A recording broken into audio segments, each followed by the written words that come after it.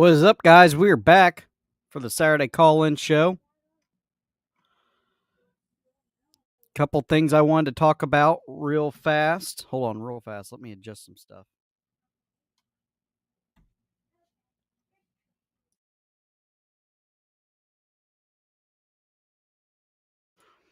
Sorry, I was listening to some music and I couldn't hear myself in the headphones, so kind of have to be able to hear myself to make sure everything's going good and clear. Real fast, I kind of wanted to talk about pretty crazy the storms over the last couple days, last 2 days. We had tornado hit pretty close to us, about 25 miles away, 20 miles away. So hope everybody is safe. And if you are affected and need help, reach out to us and we will get something set up for you. So on to college football news. So seems like not just UF, but a lot of visits happening in the recruiting world. Couple commits happening. They're starting to flow in, so that's pretty exciting. Looks like number one tight end in the nation. He went to USC, and then the number one wide receiver in the nation was at a track meet after his commitment, or not his commitment, his sorry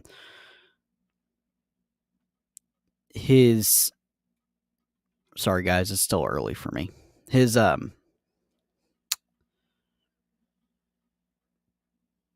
weekend at Florida, they actually had a track meet there.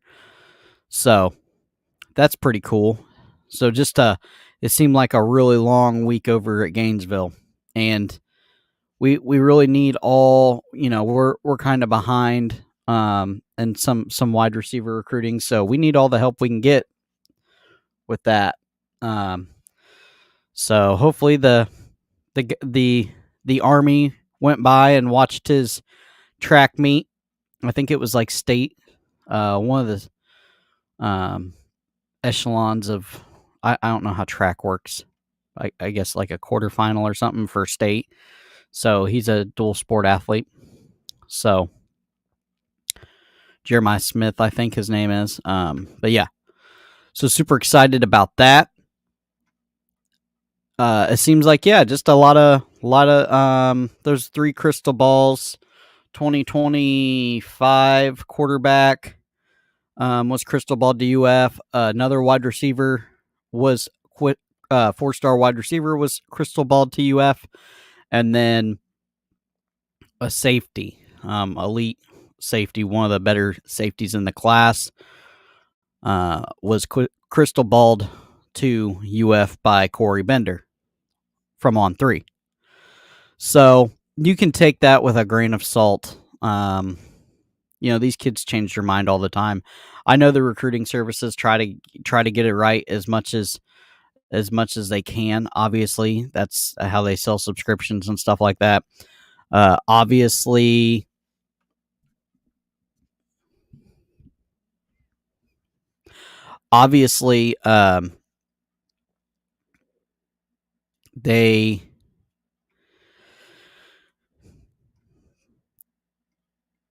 they want to sell subscriptions, so they want to get it right. So they're definitely talking to the kids. But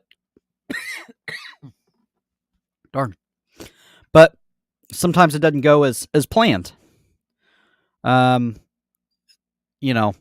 like some other people say, like High Top says, unless you get Wilfonged, then, there's room for error, because that guy doesn't seem to miss. Now, he has caught a little heat this last week for flip-flopping guys, but,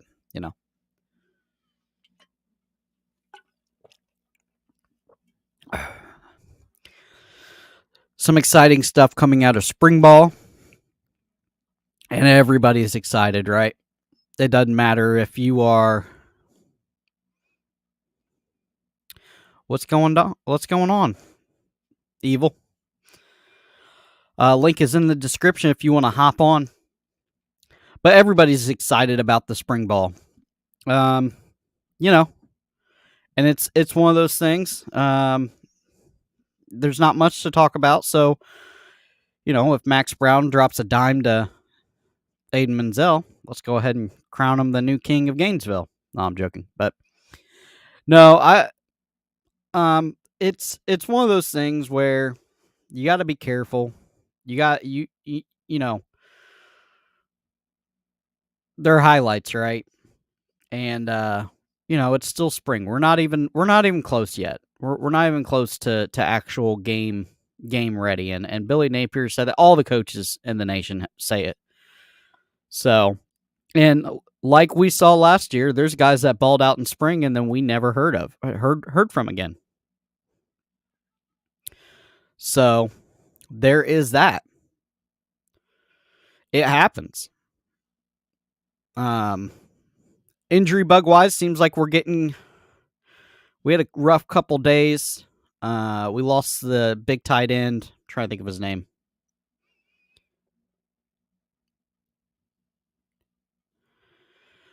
The defense, Evil. Is that what you're talking about?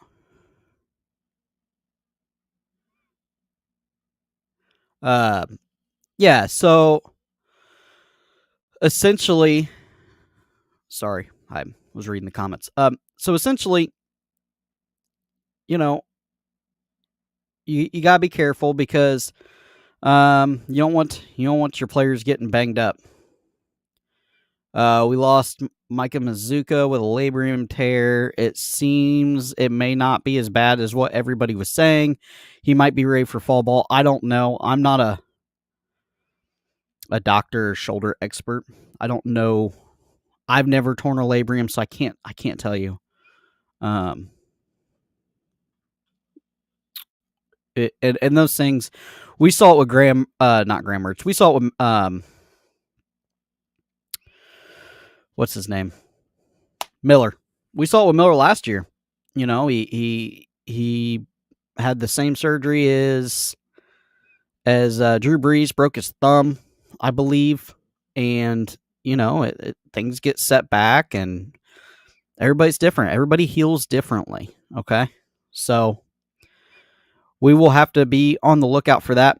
It does seem like that the offensive line is a lot deeper than in years past, depth wise, which is good.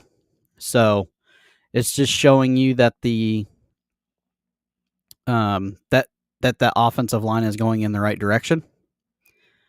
Also, I want to talk about if you're go ahead and viewing, just pop in and say hey. If you don't want to hop on, there should be a link in the description below. If not, let me know. I'll get put in there. I believe it is. But it's one of those things where actually I can add it in the chat. It's one of those things where I'm glad to see it's going in the right direction. So it's not like the Will Muschamp days where you essentially we didn't even have enough offensive linemen to do two teams for spring ball. So those days are kind of at the end. So thank God for that. Another thing I wanted to talk about is the defensive line is looking really, really good. Cameron Jackson, the big transfer out of Memphis. I had Gator Dave on earlier this week, and he verified the guy's the real deal. He's hearing everything that everybody else is hearing. The guy is just seems to be living in the backfield. And if there's a pressure that is, yes, we'll talk about that here in a second. If there is a pressure that is absolutely terrible for a offense, it's if your nose can get or your 3 tech can get pressure in the lap of the quarterback, and that's essentially what he's doing. So, super excited about the defensive line. And I think on the outside edges, Princely and who else is out there?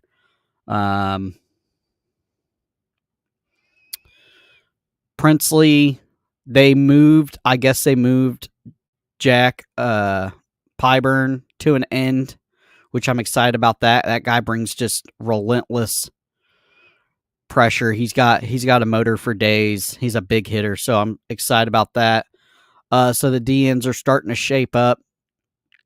It'll be super, super cool to get some pressure, and that's it's gonna have to happen with Armstrong's defense, because we're gonna be blitzing, and when we're not blitzing, he's wanting to get home with his 4 guys. So yeah, super excited for that. Yeah, we can talk about Dijon and Eugene Wilson. Not at campus yet. One of the only couple guys not to early enroll. I think there was 2 or 3. 3, I think. Will Norman is also. Now, that's not that they don't want to be there. Sometimes schools don't allow it. Different states don't allow it. So, no knack on them. Age-wise and when they essentially, some of the schools just don't allow you to graduate early. So, yeah, it's one of those things. It's all right. I'd prefer them there, but it's okay. But I haven't seen. Oh, so we had 4. Okay. I haven't seen much training tape on Dijon, but the stuff coming out of the Eugene Wilson camp is absolutely incredible. The guy's out there grinding, making all kinds of catches. He I can't wait to get him on the field. He is absolutely explosive. That trio of wide receivers might be the best trio of wide receivers that we've ever had. I'm not saying one individual player. I'm saying as a group of freshmen coming in, that might be the best group of wide receivers, 3 true freshmen coming in that we've ever had. It's pretty exciting because Aiden Mazzell and Andy Jean already look the part, especially Andy Jean. Jesus, that guy, he is going to be a problem for SEC defenses, I'm telling you. Definitely faster. Definitely faster than what people think. Everybody kind of claimed him as a route guy, and he's not very fast. Boy, don't worry, he's got an extra gear. The big slow receiver days are completely over. Did he put one out the other day? I'll have to check that out. I'll have to find that on Twitter or what have you. For Dijon, because I'm excited to see what he's doing. So, yeah, they are going to be scary. Evil, would you say that this is the best trio of wide receivers that you've seen come into UF? Now, I'm not saying individually, like obviously like Percy Harvin, some of the other greats, but I'm talking in one class. In one class, is this the best group of wide receivers that we've ever gotten? That are like day 1 impacts? So, let me know in the comments.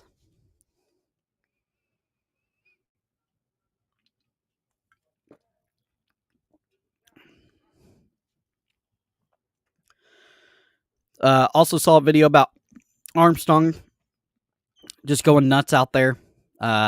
He's got a lot of energy, and I think even from what Gator Dave and a lot of other people are saying, that the energy during practice is a lot different with him on the field, which is good, man. It's good. We needed that. I kind of want that. I want a fiery defensive coordinator. That's what those guys got to be. So I'm excited for that. Sometimes it's not, as Coach Jason Brown says, it's not about the X's and O's. It's about the Jimmies and the Joes. If those guys believe in you and love you, they'll run peanut butter and jelly. They'll run the play peanut butter and jelly over and over and over through a brick wall for you. So it's super exciting. It seems like everybody seems to really, really like him on the defense. Defensive player wise, I think the switch for Raymond getting all of the DBs, I wish they would have done that right off the bat. I don't know why they didn't do that. It was kind of a head scratcher for me. I mean, you have probably one of the greatest defensive back coaches in the nation, and you're just going to give them the cornerbacks. I don't know. It's odd. So, the guy's a legend. He's put a bunch of people in the league. So, it's one of those things where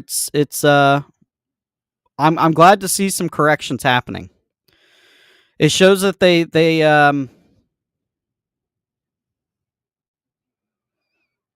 for the wide receivers. Yeah, I think so too. For sure. They're pretty incredible, aren't they?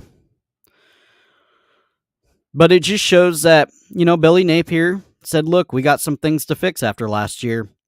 And there's some things you can't fix. There's some things you can fix. And I think Billy is really focusing on the stuff in-house that he can fix that might get you one extra win. Now, that doesn't sound big. But with the playoff expansion soon, if you're doing stuff that is logistically and you're moving coaches around, then yeah, that is a big deal to get one extra win. That's a huge deal. These wins in the SEC don't come easy, right, guys? Everybody's elevating their play. So it's one of those things. It's good to see. It's good not to just, like in past with past coaches, bury your head in the sand and say, "Oh well, last season was last season." I'm glad that Billy seems to be evolving and saying, "Hey, that didn't work." Hopefully, like the screen pass to Henderson, hopefully we never see one of those again. Because he looked at the film and said, "Hey, that didn't work. We're not going to do that no more." So no more tunnel screens to Henderson. That's terrible. Link is in the description. Go ahead and call in, guys. We'll get you on. That's the point of the call-in show. If you can't, I understand. Keep popping questions down in the comments. We'll run this thing about 30 minutes. If nobody calls in, if somebody does call in, we'll keep it going. But yeah, so it's good to see that Billy Napier's definitely seems to be evolving and making changes, and not giant changes, but just chess moves, right? Well, let's give Raymond the entire defensive backs, or let's do. I guess they're running 2 defensive line coaches now too. They kind of got an inner defensive line coach, and then Sean Spencer is coaching the edges. So, always evolving. And that's what you got to do in this league. You can't say, well, we've been doing it this way for 30 years, and that's just how we're going to do it. That's how you get beat. That's stubborn. I'm not saying you make drastic changes and change the whole offense. I'm just saying that you have to put wrinkles in. So, and I think that shows growth and maturity. Do you guys feel the same way? I feel Billy Napier realizes this is big boy ball here in the SEC, and that some things worked from Louisiana and some things didn't work from Louisiana. And I think it goes to show you that the man is always evolving, and he has a good enough awareness and a good enough a team around him, and he listens to other people that says, "Hey, coach, this isn't working. We need to do this. We need to do that." And I think that he is the type of guy that doesn't mind a little pushback.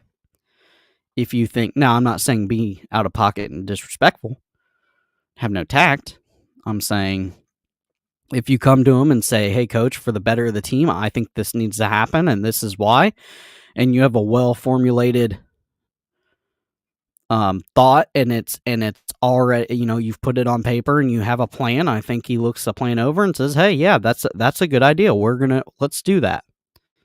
I didn't think of that." Because the guys look like he's aged. He's flying all around the place. He's trying to keep recruits. He's trying to keep players from the portal. He's trying to run a football team. He's trying to go, I guess he's doing like a high school coaches talk seminar. He's doing that. I mean, the guy's all over the place. I don't think he sleeps. So, and if he does, I don't think he sleeps very much. So, it's one of those things where, you got to have a good team around you. That's what all the greats do.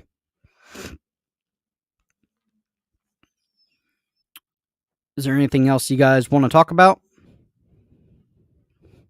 If so, pop it in the comments or hop on. Got a couple people watching. So, just hit the StreamYard link and then it'll bring you in. You have to click a couple questions. And it'll bring you in, and then we can talk a little football. There was one other thing I wanted to talk about. Oh, the quarterback battle.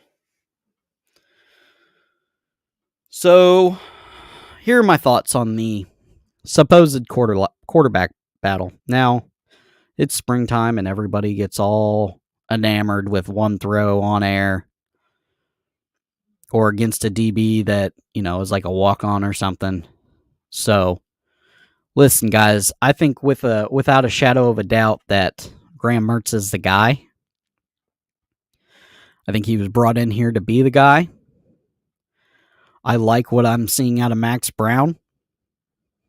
I just, he's going to be, I think he'll get some playing time if we're blowing a team out. I think he's definitely number 2. I think he's over Miller.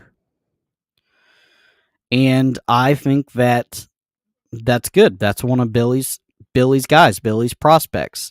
And it seems like he can sling it around the yard a little bit.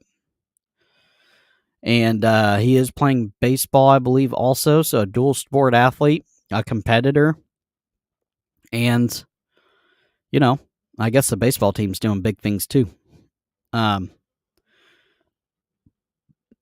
I think Graham Mertz is definitely the guy, for sure. Without a shadow of a doubt.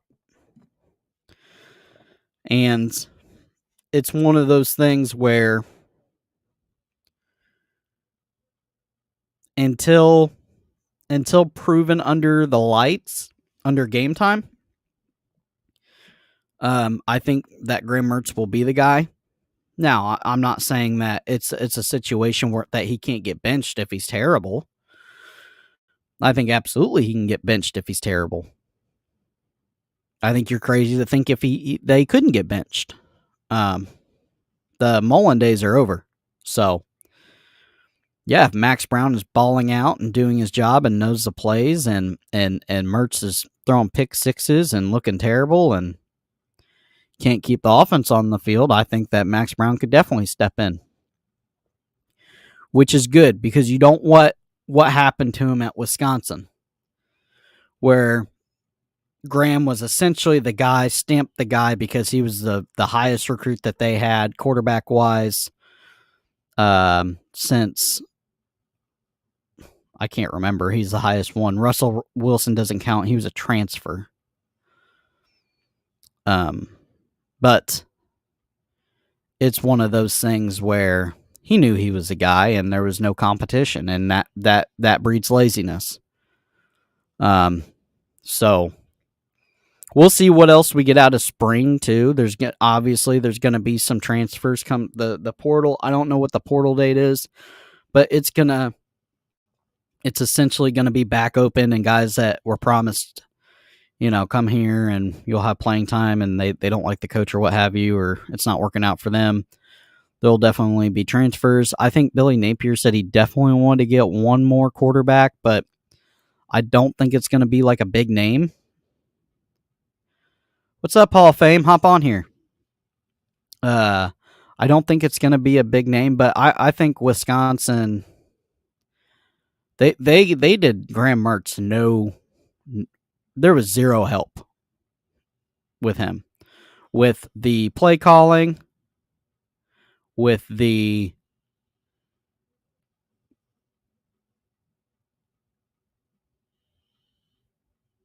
who had a lot of hype. Evil. Dijon?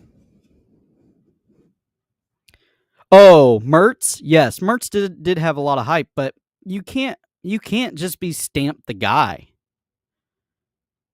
You know what I mean? Like there still has to be competition. That's the worst thing you can do. And another thing is he was brought in to be the next Russell Wilson. He was supposed to save the program, bring him back to the Holy Land. That's a lot of pressure for a 17, 18-year-old kid. And the coach didn't help him. He didn't go out and recruit wide receivers like what we have. He ran the dang ball 10 times in a row. And then on 3rd and long, he forced him to pass. It was a terrible offense. Terrible. Yeah, Mertz did. Yeah, he had a lot of hype. But, go look at his high school stats. I know it's Kansas, but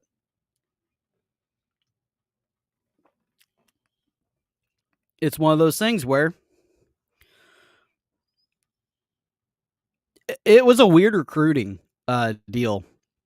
To go to I get you want to learn how to play under center, but to go to a school that did absolutely the exact opposite of what you did in high school it's kind of mind-boggling. And we can't forget, Mertz had COVID really bad. There was one point he was in the hospital. He was in the hospital for 3 weeks. So, and it affected everybody differently. We're not going to get on the crazy COVID thing, but what I'm going to say that it did affect him, and he did end up having long haulers. And it affects everybody different, just like healing, just like surgery. It affects everybody different, and it's one of those things where, the stress doesn't help either when you're sick. And when you're stressed out, getting heat from the University of Wisconsin because you're supposed to be the dude and they put no weapons around you. Yeah, they had Braylon Allen, but they ran him into the ground. 17, 18-year-old kid. 40 touches a game. You can't do that to a running back. They had one other. They had a transfer out of Clemson running back, and between the two, they couldn't stay healthy. They ran him into the damn ground. Now, you would think a team that runs the ball as much as they do, they'd have a stable of running backs like we do. No, they had 2. So, it's kind of head-scratching to me. You didn't do them any favors. And I don't think he has to. At Wisconsin, he had to win games. It was Graham Mertz having to win game. That defense and Graham Mertz having to win games. At Florida, it's not that. It's Graham Mertz, just keep the offense on the field. You don't have to win games. You might have to win a play or two a game with your arm, but that's it. You know, we know what we have in that running back stable and the offensive line. And he just has to make the regular throws. He has to manage the game and not throw a bunch of picks. And if he can do that, he'll be very successful at Florida. He'll win a lot of games. I would say he's going to... Now, unless he absolutely blows it out of the water and has a Heisman year, I would say he's here for 2 years. He has 2 years of eligibility left. I would say he is here for 2 years, and that's what you want. You don't want DJ Lagway starting as a freshman. That's the worst case scenario. You never want a freshman starting, a quarterback, true freshman starting. You can absolutely ruin them. Absolutely ruin them. What's up, Jason?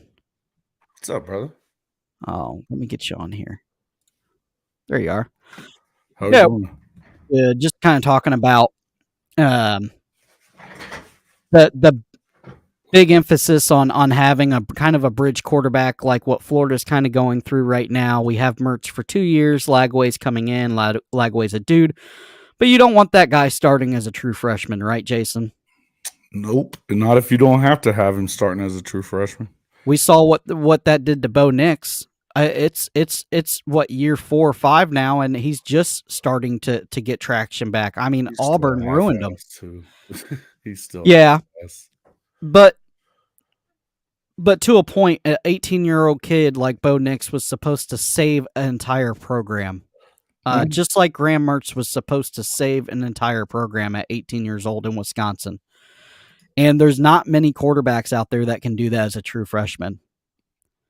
I mean, when's the last time we had a true freshman that was absolutely dynamite? Perfect. Just Caleb Williams. Yeah. Well, I mean, there's some that it happens, but I mean, what, Jameis, Johnny Manziel, okay. But Johnny Manziel was a freaking chump. I mean, he won the Heisman as a freshman, though, but he was a red shirt, wasn't he? I think so, yeah. Well, but, I mean, I don't know. I mean, there's generally you're not going to come in and start right off the bat as a true freshman and be great. I mean, you look at, like, Texas when they had Ewers, and he wasn't a true freshman, but he classified a year early and went to Ohio State and didn't get to play there, and he had COVID. And then he was affected with COVID real bad too, I think. Mm-hmm, he was. And then, I mean, when he got to Texas, he looked good at times last year. I think Sark didn't do him any favors, but I don't think Sark is worth the shit. So that's just me. Well, that is coming from an Oklahoma fan. That's true. Fair enough. But if you break it down, just the kid himself, no team bias, right? Even no, I think Quinn is good.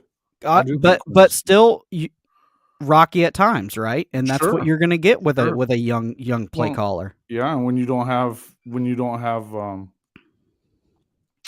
a coach that's calling the game, I mean, you should be giving the ball to Bijan a lot more than what they were at times, and I think that most Texas fans will tell you that. That, like, the Oklahoma State game, they were up 17 midway through the third quarter. You gotta freaking just run the fucking football then. Yeah. You know what I mean? There's just there's nothing else you need to say about it. You just need to give the ball to Bijan. They had Roschon too. I mean, there's no reason why. But I mean, as far as like with Lagway, I think that he's going to be a stud, but it's just like with Jackson Arnold. The hope is that Dillon stays healthy. He doesn't, and you don't have to play Jackson. Now, do you want to get Jackson some time? Probably. Yeah. But do you want him to have to start? Probably not. Listen, the good news is that he's there in case the worst happens like it did last year. You don't end up getting your ass kicked by Texas again like that, because that was terrible. But the difference is when they're going in and doing yes, I do not want Lagway to start. That's correct. You have Short, not his freshman year. I don't care if he's a second coming to Jesus. I don't like it. So there's a difference. To have somebody. I mean, that's the question I had for you. So who do they got coming in that's going to be able to start in his place right now? Mertz has 2 years of eligibility unless he. Coming from Wisconsin. Yes. So unless Mertz does something absolutely prolific and wins a Heisman and puts Florida into the playoffs, which would be just the wildest thing ever. But hey, we've seen crazier things in college football, right? Hey man, college football is what it is. So unless that happens and he has first round draft grades, I would assume that to save his career, a lot of people are going to want to see 2 years out of him of 2 years of good. I think he needs it, doesn't he? Coming from Wisconsin, he hasn't done anything. I mean, he looks like he's a decent player, but he doesn't. He hasn't blown tape up. He hasn't done anything off where you're like, wow, he just jumps off the screen at you. Yeah. And so we'll have him. We have Max Brown also, which he's a dual sport athlete. He plays baseball and football. Okay. So you kind of wonder a little bit with dual sport, how much time he's getting trying to play both with the spring ball and everything. But, he's doing some things. It's spring, man. We don't have shit else to talk about. So, he throws a deep fade to Aiden Menzel, and he, he's pronounced the day one starter and a Heisman. You know how that works. So people see a clip on Twitter and they think he's just as, like I said, the second coming to Jesus. But yeah, listen, I mean, I get it, but I would say that you're probably right that you don't want to. But the other thing is that you would hope that it's like a Trevor Lawrence where he comes in and wins the thing, if it's going to be Lagway, Yeah. And look, I mean, obviously you're gonna wait and see what Mertz does when he gets with Billy, but hey, I meant to tell you, the new wide receiver coach, Coach Roybal, used to coach with him. Oh, really? Yeah. Yeah, at Midwestern State. Huh. Old Billy Gonzalez? Billy Gonzalez. Gonzo, he said. He likes him? Oh, yeah. They're buddies. Yeah. Oh, I got my shirt, by the way. I appreciate that. Yeah, you like that? Yeah, man. That's awesome. Cool. I need to I gotta finalize a better I gotta finalize a better logo before I get some merch going, but I'm still working on some stuff. Yeah. I need to come up with some stuff too, some more stuff. It's hard. It's kind of like it's always like logos on the back burner of shit I got to figure out. You know what I mean? Yeah. So, but yeah, and you say that he has to come in and win the job, and we've seen programs Mertz didn't have to win a job at Wisconsin. He was deemed the guy from day one as a freshman. Right. And so what does that do? And I mean, when you have a team like, and they were, hey man, let's not get it twisted. Wisconsin wasn't good, so it's not like he had a great opportunity to excel there. And you come into a situation that they're not loaded up and ready to go win. That's different. It's going to be. Hey, listen, man. They're not recruiting like Florida is. They're not going to recruit like Florida does. You know what I mean? I mean, now with Fickell, they're going to get some players, and it's going to get spicy. Hey, listen, man. They've got one of the top offensive coordinators in the country, so they're going to be able to. I think that's nothing but good for the Big Ten, because that brand of football is trash. I can't stand watching the Big Ten. I just hate it. I hate, and I don't mind ground pound. I don't mind running the football. In fact, I like it. But 3 to 6 games, bro, I can't deal with it all game. Like, yeah, Hey, I mean, when there's Coach nothing Robo, worse we were than talking about that. I mean, there's nothing worse than pulling up a stand that Iowa shit game, right? That freaking first year, man, that sniffer eye bullshit that they just ran all day long.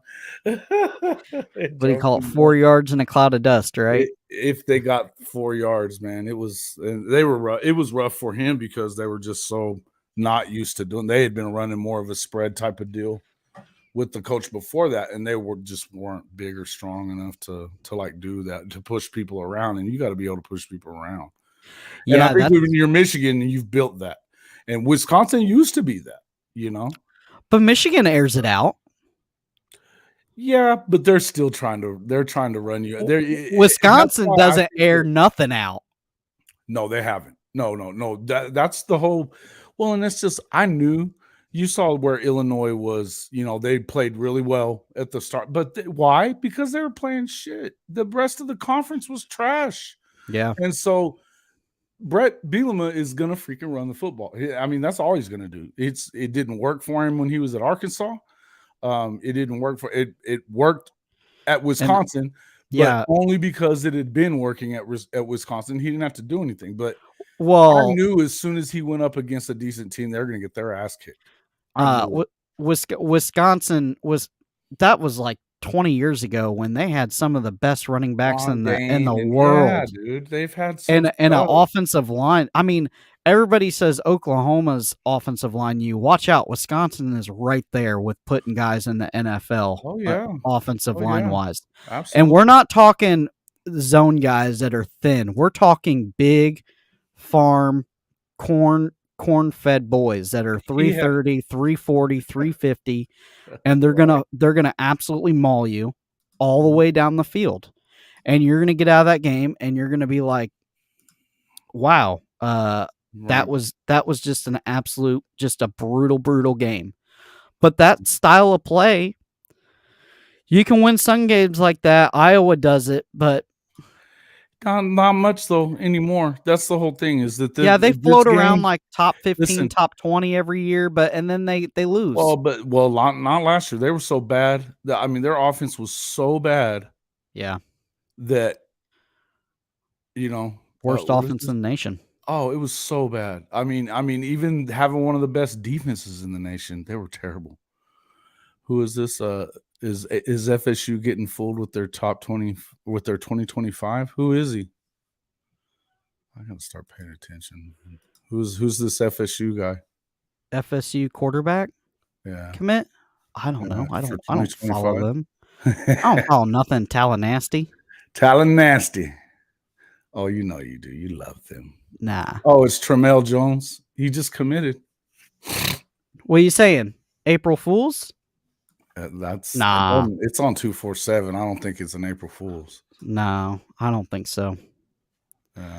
Yeah. I tell you what, recruiting wise, I know, Jason, you don't follow a whole lot of it. I do, but I just don't get too crazy on it right now. I just don't. I mean, I don't spend so much time thinking about it or talking too much about it, because of the fact that until they put the pen on the paper, man, it just don't mean shit. And then sometimes it still don't mean shit. It just, I mean, but isn't that wild? Here's what I would tell you about, like, with what I'm seeing out of the recruiting right now that I'm taking notice of, is that none of these guys are committing yet. The big ones, the guys that you really want. Yeah. You're going to get your 3 and 4 and a couple of 4 stars. But like with Venables, and I mean, his deal is that he's actually told people, nope, not yet. You're going to go, you want to go and go on these visits. You need to go do that. Go and enjoy your visits. Go do that stuff. And then when you're done with your visits, then you can make your commitment. And because I don't want you, I don't want you dating. He makes it like a dating thing. I don't want you dating other people. So essentially, once you commit to OU, you're done with your visits. That's what he wants. I kind of like that. Yeah, I mean, it worked at Clemson. And listen, I mean, it does seem like a Dabo thing, doesn't it? They really only lost. Yes, it is a Dabo thing, and Dabo gets on my last nerve. But I would say that yes, it's kind of what it definitely came from him. And the thing is that it worked. I mean, they went top 4. They were able to hold man, really, they lost Anthony Evans to Georgia. His mom wanted him to go to Georgia the whole way. I don't know why they had him, I mean, he did commit, but he felt pressured, and then BV let him go on a visit because his mom, quote unquote, that's her favorite team was Georgia. She's from Texas. What the hell does that even mean? So it was like, whatever. But Georgia, now that they won 2 national titles. Well, it was before that, but before the second one. But it was, again, it was, exactly. Still, the bag man went and visited her. And whatever it was. I mean, and that shit happens. The thing about Anthony is he's super fast, but I mean, I don't think he's great. I think he's good. I think that there was better receivers than him in the state for sure. Clemson is like that. Yeah, you're right. And so that's what I'm saying, Evil. But that's exactly what Oklahoma wants, and so he's actually told a few of them not to. Now they did get that commitment from that cornerback out of Phoenix, the 4-star, and that guy looks like a freaking specimen. I mean, he's ripped up, big boy. But he's not gonna go. He said that he's in. He's in all the way. And so last year they didn't really start getting any commitments until June, July. And if you notice, that's how most of the rest of the country's going. Yeah, July 4th is a big announcement weekend, it seems like. I mean, they've got a lot of visits scheduled right now. I mean, everybody's taking visits right now. They've got, with spring practice going on, I mean, that's just kind of how it is. So, I mean, there's really no reason. I mean, why are you going to make the commitment today if you can go travel around and see some of these spring games or do some of that kind of stuff? I know that Oklahoma's looking at what Williams Nwaneri is a crystal ball. That's a 5-star coming out of. He's actually one of the newest recruit at Oklahoma's teammate. He was last year in Kansas City.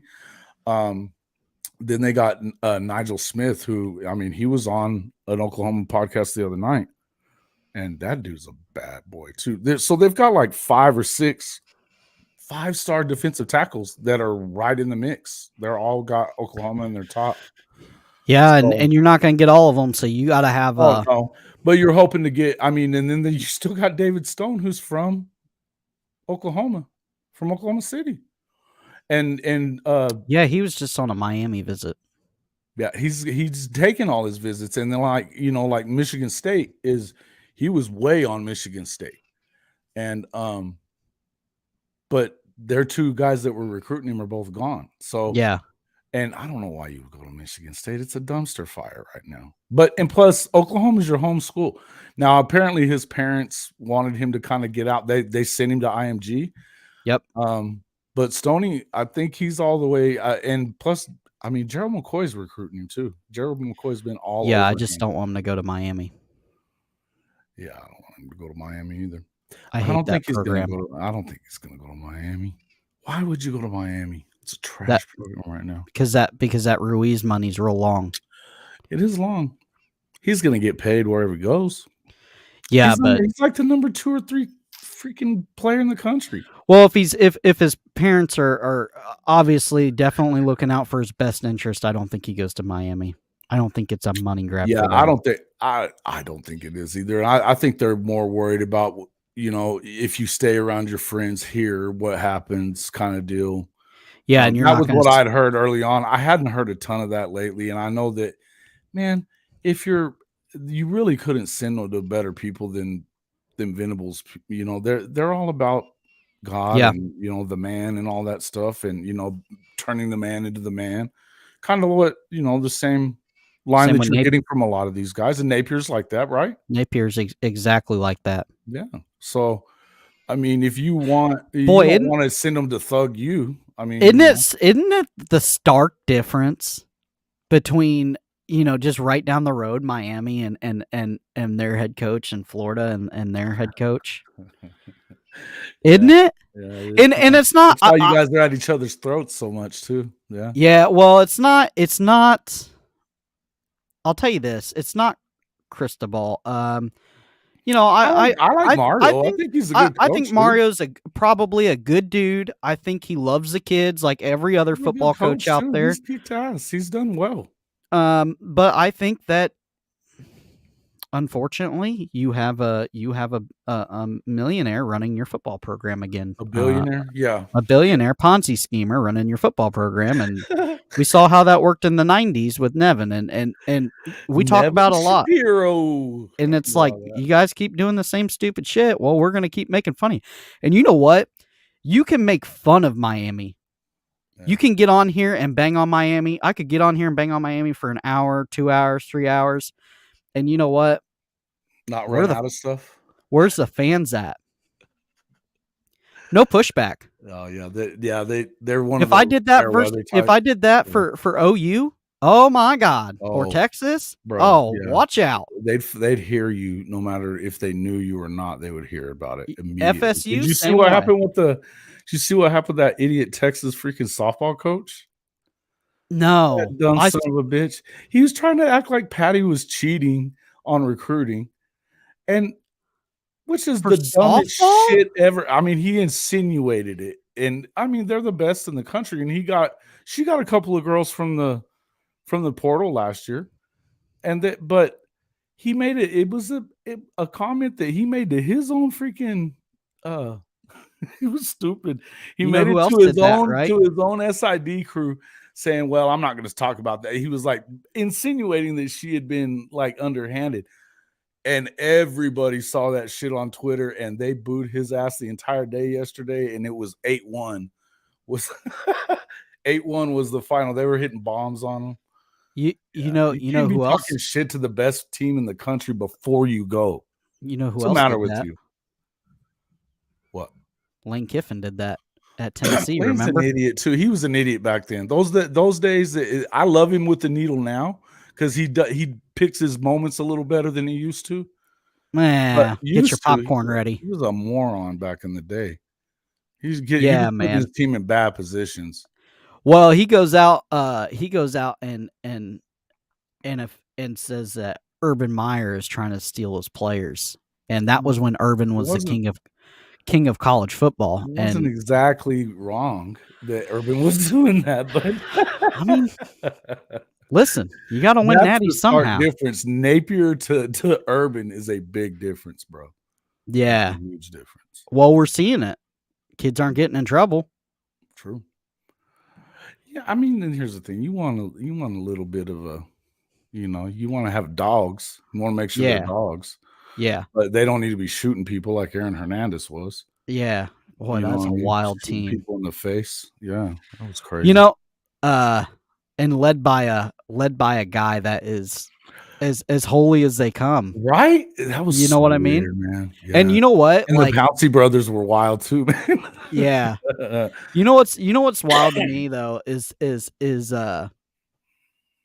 I've never heard somebody say a bad thing about Tebow. Oh no. Everybody loves him. I mean, I don't think he was built for the NFL, but I think he's a great guy, great player in college. One of the best players I've ever seen in college. He's done just a lot. Winner. He was just a dude. Winner. He's just a gamer. Mm-hmm. Just a true competitor. Just a winner, bro. Straight up. And it's kind of funny how crazy and wild that team was. Aside from him, it was freaking insane. Yeah. Yeah. It was. Hey. And so Percy was on that team or wasn't on that team? Yeah, he was. Wasn't he, Percy Harvin? Yeah. Yeah. Yeah. Then he got drafted to the Vikings. Yeah. To my Vikings and didn't work out, but wasn't really his fault. This wasn't his fault. He had freaking head problems. He got hit too much, and I mean the guy was a baller. I'll give him that. Percy, it's just he had too many concussions, man. It was getting him in trouble. I mean, and those guys just don't handle it the same. No, and a lot of people didn't believe it then. They thought he was lazy. But I've never heard that about him from anybody that played with him, and none of his coaches were saying shit like that either. No, it's just the fans at fans Minnesota. Are idiots. Yeah, we are. Yeah, we are. Absolutely. Yeah. But I've been USC fans have been all over my freaking videos from the last 2 days, telling me how stupid I am for telling the truth about Lincoln. It's all true. Every freaking bit of it that I said is freaking a fact. What you think he leaves after this year? No, I don't think he leaves after this year. I think. I mean, could he? Maybe. I think it kind of depends on how it goes. I think that Rams job might be calling his name. Didn't they re-up McVay though? That don't mean nothing. It's the NFL, bud. He just won the Super Bowl. He can stay as long as he wants. They were talking about cleaning ship this past year. I was surprised that they didn't keep Baker around because he came in and played really well under McVay. He's not gonna. I mean, you got to send him to somewhere that knows what the hell they're doing. And I don't know who's the coordinator now in Tampa. I don't know. I don't either. I mean, yeah, but it's not. They fired freaking. Bruce is still a part of that. No, he's not. He's retired, and they fired what's his name? The coordinator. Oh, yeah. You know who I'm talking about? Leftwich, Byron. Yeah. Which surprised the shit out of me. Well, what do you expect? You built offensive coordinators in the country, man. Yeah, but you built a team. You built a team to win the Super Bowls. You got your Super Bowl win, and now it's but Rams are under the same. Taking those freaking deals. He needs to quit going to these crap teams that are now going to. I mean, he's going to ruin the rest of it. I mean, I would have taken less money to hang out in LA for another year or two. Who does Tennessee have? Tennessee. Oh, I don't know. I think is it still. What's his name? It'd be yeah, I think it's still Foles. No, it's Tannehill? Tannehill, yeah, Tanny. I think. I mean, that'd be a good spot for him. Maybe. I don't know, man. Yeah, I mean, but is Derek still going to be the man? I mean, you don't get healthier when you start getting hurt. Yeah, and you're a guy like Derrick Henry that you're gonna try to run through people. That's true. You don't get healthier in the NFL, bro. Yeah, I don't. Yeah, it's interesting. And I watched that. Did you watch that interview from The Pivot? Have you know what that podcast is? Yeah, with Ryan and yeah, so they had Jamarcus Russell on, and did they? Yeah, I didn't see that one. Yeah, you gotta go check it out. It's really good, actually. Yeah, and it just goes to show you, not all of these quote professional NFL teams are very professional at all. Well, the Raiders, shit, it wasn't. They're still not. Yeah, it's the wildest thing ever. Look at what they did. They literally gave Carr $200 million or whatever it was. 100 million, and the next year, and didn't even let him get through the season before they sent him out. The hell are they doing? And they literally had to eat I think they had to eat 100 million of it. They're like a you know what they are? They're more dysfunctional Dallas Cowboys. They're idiots. I don't know about that, but they're idiots. Well, you got a multi-billionaire. I don't think that freaking owner. Here's the deal. As little as crazy as freaking Al had gotten at the end, he knew football. He was a coach, His son ain't been nothing but a freaking rich kid that didn't know shit. And I've been in Vegas for a long time, and I can tell you now, they almost, because of what Jerry did, and because when all that went down, they pissed Sheldon Adelson off that owned Sands Corp, or the CEO of Sands Corp, and he almost buried them both. He almost killed the deal for them to be in Vegas. The banks were taking their loans away. They weren't going to do any of it. And he only did it because he loved Las Vegas. But he told Jerry Jones, "You ever get my way again, I'll bury your ass." And if it hadn't been for because that was all, Davis's son just didn't know what. I mean, he was listening to freaking Jerry. That's away the freaking one of the richest men in the world that owns Sands Corp. I mean, it's kind of an odd dynamic there. Because I watched the Hard Knocks that they did, and the owner's he's an idiot. Yeah, he doesn't know. Typical. He is what you would call a typical Silicon Valley. Just a rich guy that entitled, grew up with money. He didn't have. Yeah, he's drinking wine, and he's Yeah, you could just tell he's not a football guy. He just didn't matter. Yeah. So, and when you have leadership like that, your program's going to be an absolute dumpster fire. Well, and I mean, and here's the other part of it is the thing about Belichick coaches, they don't go and do what these other guys coaches do. Matt I mean, Patricia. you start thinking about he hasn't done shit. Yeah, I mean, what did he do? He went and Nothing. trashed it at Detroit. Hey, what's the name? That's the Raiders coach now. He literally ruined, and they went and got Jimmy G. Thankfully, as a Niner fan, take him. I'm glad. But you think he's better than Carr? I don't. So whatever. I assist. But the whole thing. Look at how he was when he was in Denver. He ran that into the ground with Tebow, as a matter of fact. Yep. And then he ran it, and then he does okay when he's with Belichick and with Brady. But I'm starting to wonder if it wasn't just Tom Brady doing what he just do. I mean, just being the man. What is that? What? Why do all of these Belichick coaches fail? They suck. I don't know. And the weird thing is like maybe it's take it over real fast. Take it over real fast. Yeah, I feel like it's just one of those things where, to me, I mean, Belichick, you can't really be like him. I think it's just one of them deals where you're not going to be the same dude as him because nobody was. Is anybody even still in here? Or are we just talking to the air?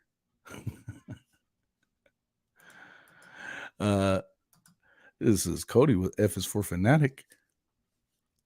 Where's everybody at? Y'all talk to us.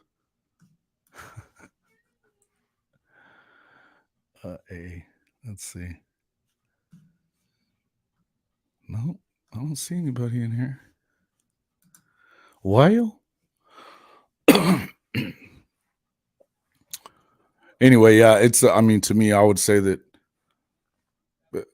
there's just not too many. Those coaches, they do what he wants them to do, but they can't recreate it anywhere else because nobody's able to. That's what I think it really is that nobody's able to recreate what he does because nobody is has quite the amount of power that he had either. And he struggled when he was in Cleveland too.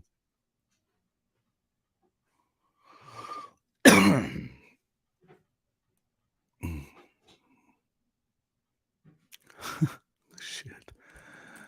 So let's see. Oh, well, we ran him off, Cody. We ran him off, I think, man. Nah. Who we got in here? How many we got? You've been going an hour already? Yeah, man. That's why I had to pee. We got a couple people in here. Oh, cool. All right. Yeah. So no, I was just saying that, like, to me, I don't think that. See, the thing about Belichick is he oversees all of it. I mean, the guy is the one dude that like knows offense, knows defense. I mean, his specialty is defense and breaking down. But to be honest with you, I mean, he has his finger on the pulse of everything, and none of those guys, they're able to do it. Even the GMs and stuff, when they leave there, don't. I mean, they work well with him. They don't seem to work well with anybody else.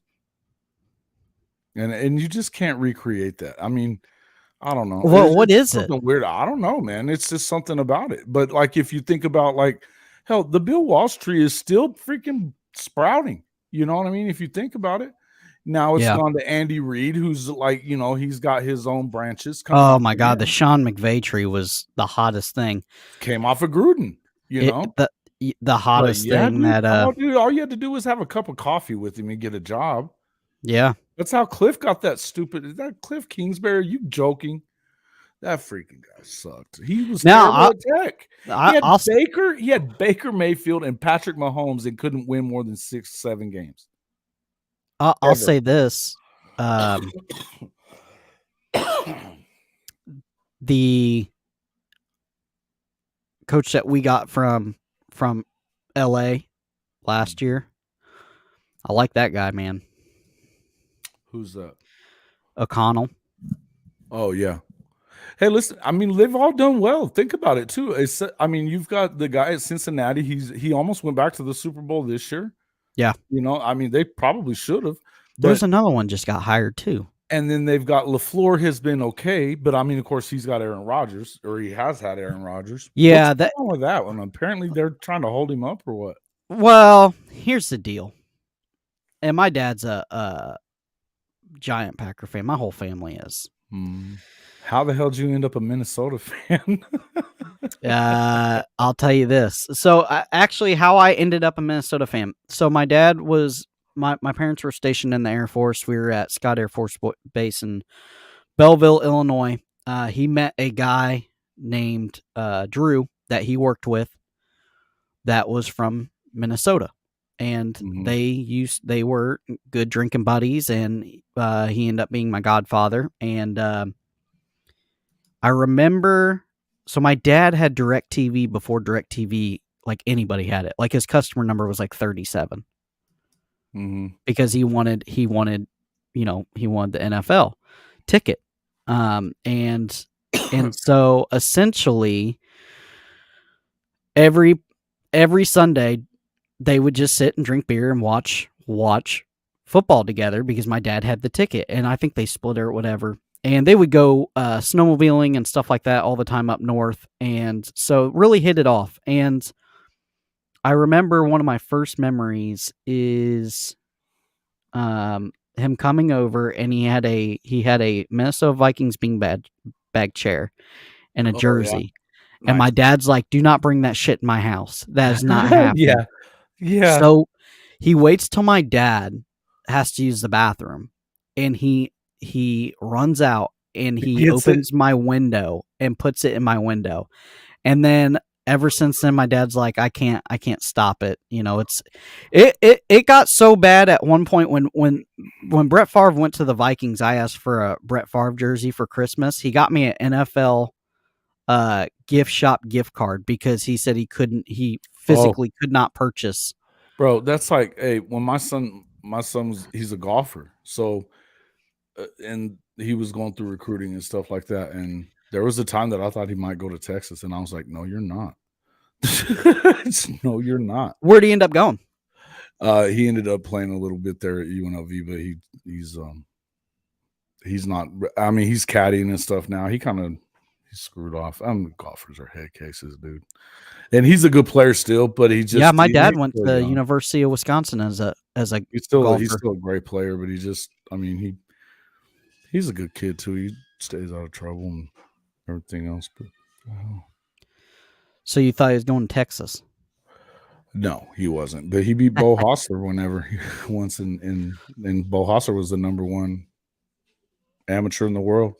Yeah. So my dad went to the University of Wisconsin for golf and played 2 semesters, and then kind of just said, this is not for me, and got in the Air Force. And my grandfather was so mad at him. He's like, you're throwing away a scholarship and all that. And he ended up doing 28 years in the Air Force and ended up all working out. But yeah, man, you talk about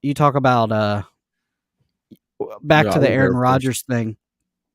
I think, truthfully, that the front office, and I know Green Bay fans are so fed up with Aaron Rodgers. They can't wait to get rid of him. That's so stupid. He's a nutcase, man. Hey, listen, I get it that he's a pain in the ass. He's a diva, but he's also way better than what they got behind him. Otherwise, why aren't they letting him go? Why won't they? Because they know. Yeah, I don't even think that kid, if he was gonna be that guy, he should have been. You would know by now. He's been there 4 or 5 years. But here's the egg on the face: is they traded up to go get him. And they think that they were going to do the same thing as they did with him, where they made him sit around on the bench for 4 years, and then he became the second coming of Brett Favre. Yeah, But the truth of it is that's not who this kid is. They missed. That was a terrible quarterback class too. They missed big. They could have got Patrick Queen to to stop up that defense, or a wide receiver maybe. Hey, listen, the Packers after Lombardi, that was a Justin Jefferson year, have right? had little stretches, where they're okay, but they're generally not great, man. You know that. I mean, wasn't that the same draft class as that? They had it was either the DK Metcalf draft class or I think it was DK, yeah. And they passed on him. Listen, hey, they've never gotten him a first round. That's the thing. He's got a reason to be pissed. They've never given him a first round receiver or a first round running back. Now, did they do well with Aaron Jones? Aaron Jones, sure. Did they do well with the guy that he's now with the Raiders? They got that kid out of Boston College. If I wasn't trying to say his name, I would remember him. But the kid that played from Fresno State, he was a second rounder, but they've never gotten him first round weapons ever. Yeah. And it's, you know what, honestly, it's the same shit that hey, that's what Brett Favre was pissed about at the end too. When he started moving around, that he was tired of the way they did things. He wanted them to go get Randy Moss. They wouldn't do it. Yeah. And then, Randy Moss goes to the Patriots and balls out. Oh, yeah. I mean, they choked it, but yeah. But it's one of those things where that was hilarious. They're just an odd franchise, aren't they? Like, they don't have an owner. They give away those they give away those stupid ass pieces of paper saying that you're a part of the Packers. You don't own shit. Yeah. Jesus Christ. Yeah, they don't own shit. Yeah. It's a wild thing. And they beat at the their own drum, definitely, but you're gonna pay the consequences, because sure, unless you're drafting somebody,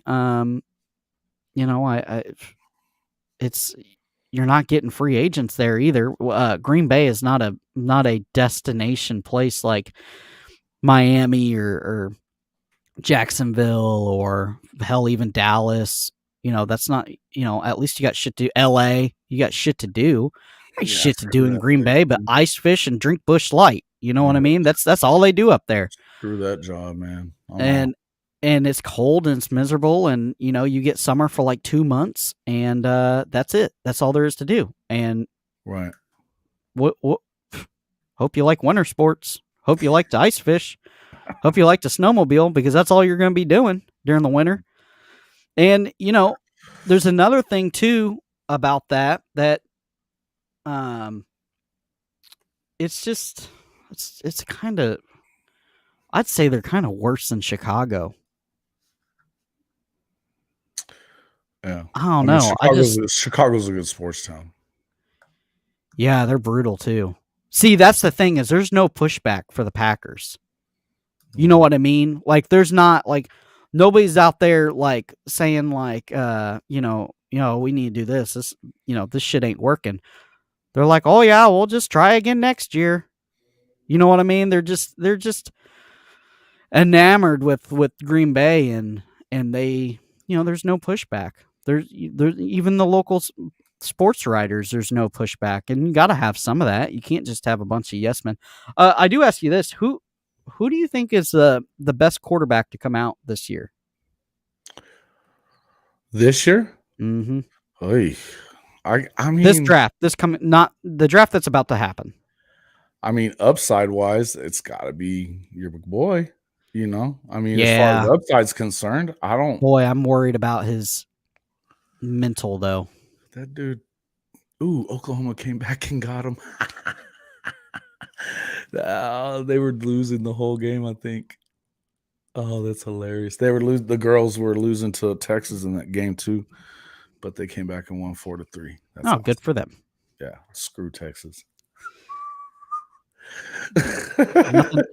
You'll sit there and watch water polo if it's OU versus Texas. Huh? I don't care what it is. Yeah, and honestly though, it's just been, they're not as bad on my list lately as Okie Light, but because Okie Light sucks. But yeah, that guy he's something else. Did you hear what he said? Oh, bro, he's such a moron about the SEC. Yes. about how he's got like 9 recruiting staff members, and he's like, well, SEC 15, 2025, but everything's a lie over there. What are you talking about? Go look at Napier's army. A lie? Shut up. Just quit talking. The thing is like, dude, you lost your whole freaking team, bro. You want to get started on something? Here we go. This one, you lost your whole freaking team to the transfer portal. You're losing guys to Texas and to freaking Lincoln, of all places. Defensive players are going to Lincoln out there to USC. Your best defensive player, probably. I mean, are you kidding me? Come on, man. You think he's trying to get fired? They can't. They've got to. He has a. Get this, Cody. This guy has been there for 19 years. He's beaten Oklahoma 3 times. He's won 1 conference championship, and he's had the job for 19 years. Who the hell gets away with that? Is Oklahoma State fans like, are they okay with this? Or what's the most of them? That? Yes, most of them are like, it's the best we can get. You're paying the dude $8 million. You could do it's better. The best you can get. You can't go get a guy from the Sun Belt, or believe me, I hope the dude from Tulane. You can't get that guy, bro. Exactly. Or the dude at UTSA, Robert Traylor would be a good guy for Southern Miss. Mm-hmm. Hey, you can't go get that guy. You're preaching to the choir here.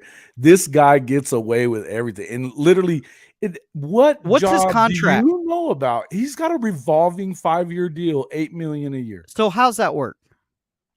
Every year they don't fire him, I guess it renews for 5 more. So at the end, they're going to owe him $40 million, no matter what. Yeah. My Cody on the other Cody, he's the guy from Locked On.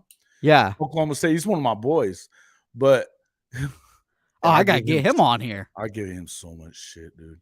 He's fun. Is he okay with it? Yeah, he's an Okie. No. See, and I think he got his press passes pulled over the shit that he's been saying.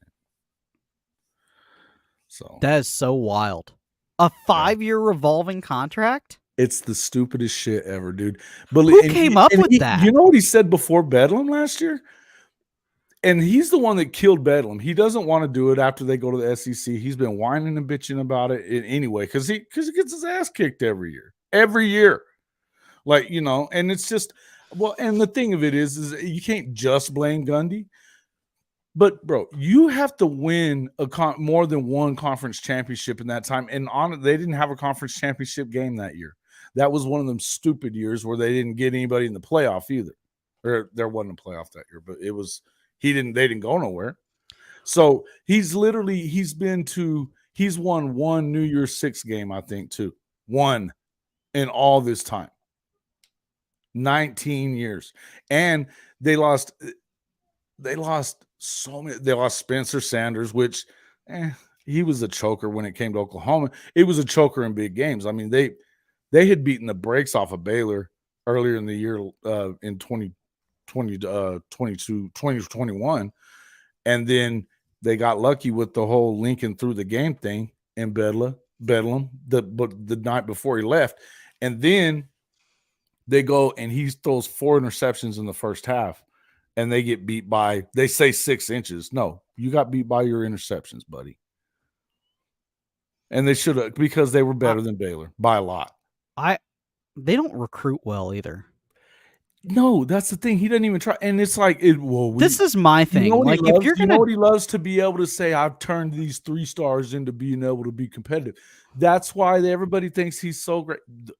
But that linebacker been going on, man. Honestly, there's been some stuff that's been going on with the offensive coordinator that they've been I think a lot of it has to do with him. They lost 5 out of their top 6 receivers, along with Spencer, and then apparently it's abusive. And this all came from Cody, and this is coming from parents. And so that now Gundy no, the OC, and Gundy lets it get. Hey, dude, Gundy thinks they think the OC is abusive. There. Yeah, like mentally or verbally and mentally abusive kind of dude. And so they're all leaving. And then the other guys, like they were okay. So you had the TCU game last year. They were up 17 early in the game. I mean, they should have stepped on TCU's neck and but they had it. And they old lost. Max Duggar. And they lost. And so that was a bad one. But that pissed off all those dudes in the locker room. They were so mad that like nobody was holding anybody accountable for it. And like you get Gundy comes into the freaking press conference. Well, that wasn't as fun as the last one. What the fuck, dude? Come in there and like be pissed. And I think that's what his players wanted too. There was almost a little mini mutiny thing going on, and you could tell it was getting worse. Then they got lucky the week after that and beat Texas, and they were up 17. And Texas, I mean, Sark is just as bad. I don't know why the dude has a job. He's never even won 10 games. Yeah, winning cures everything too. Yeah, well, I mean, he hasn't won anything. No, but guys never won 10 games. Texas to beat Texas for them is probably a mini Super fine. Bowl. But the week after that, and this is the funniest thing about it, the week after that, they were talking about the culture that he had built. That all week, it was such a. And they would go because he beat Texas. They beat Texas down 7. They were down 17 mid third quarter, and Sark started throwing the football into the wind is crazy. That's one of the only stadiums in the country that's situated east and west, so that you get that weird wind that whips through there and it screws with footballs. And people don't know it, but you should know it if you've played in it already, which Sark has, or he hadn't. But you should know about it if you're in the league, right? So you get a brutal crosswind through there, and it's he's throwing deep balls. He's throwing deep balls instead of freaking handing it off to Bichon or Roschon. Yeah, and you got the stadium built to where it's never heard of. Yeah, it's a funnel. It's completely freaking Okie-like, bro. The whole thing. And they're not having a spring game. No spring game. Nope, don't need one. They're gonna do a 30-minute meet and greet with the players, baby. What players are left? Yeah, I listen. Yeah, Alan Bowman is their new quarterback. Yeah, they and Cody's still telling me he thinks they better win 9 games. I'm like, are you insane? You're not coming close. Gundy gets on like a couple years ago, and he's so full of shit. Dude. He recruited like a 3-time or a 4-time state champion wrestler to play linebacker, like a guy that was like 215, 225. You know who the defensive coordinator that he replaced the guy from Auburn with? What was his name? He left after 1 year, and he didn't have to lose the guy to Ohio State the year before. Anyway, he didn't have to, but he didn't pay him more money, and then he gave himself a raise. That was his last little raise that he got. And so, but this last guy, he left during the midst of all that, and he replaced him with a defensive coordinator from a D3 school.